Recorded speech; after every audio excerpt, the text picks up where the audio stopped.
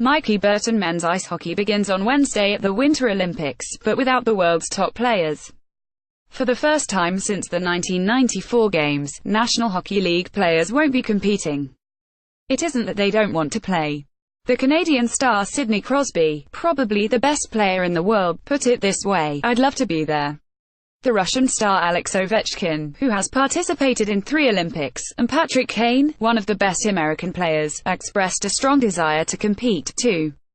But the National Hockey League says it now cannot see what the benefit is in Olympic participation, and insists that its players are contractually obliged to skip the games. Ovechkin and others threatened to break their contracts to play, but in the end the league got its way. How can we prevent the narrow interests of the NHL or any other sports league from diminishing the Olympics, disappointing fans and thwarting the desires of athletes?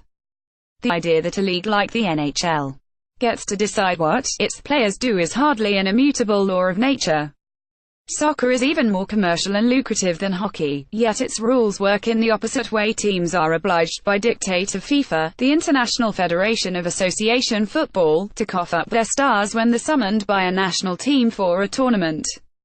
The leagues may not like it, but there is no danger of a World Cup or an Olympics without players like Neymar and Lionel Messi. Clearly, soccer has figured out the better system. The players want to play, the fans want to watch. There is nothing as uplifting and inspiring as international competition between the best of the best.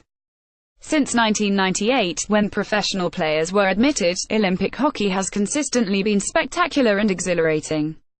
But the NHL sees itself as a business first and foremost, and it cannot see any profit in Olympic hockey.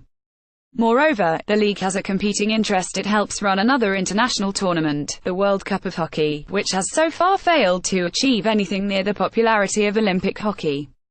Weaker Olympic hockey serves the NHL's purposes, even if it is bad for everyone else.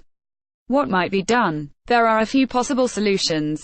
Despite the notion that the NHL owns its players, contracts of involuntary servitude remain illegal in the United States and Canada, and the star players have considerable individual bargaining power.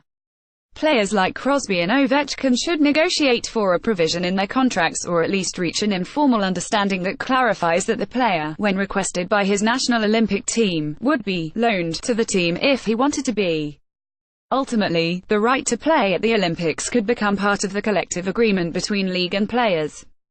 Another possible solution is a national duty rule like the one that FIFA has, which the Canadian Parliament, legislatures in hockey-loving states like Minnesota and New York, and perhaps even the United States Congress would enact.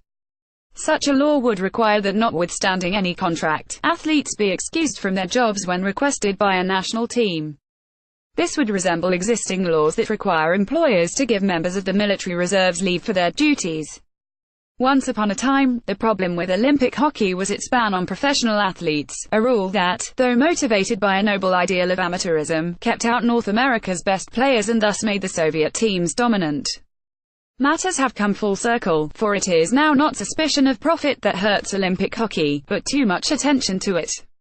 Tim Wu is a law professor at Columbia, the author of The Attention Merchants: The Epic Struggle to Get Inside Our Heads, and a contributing opinion writer.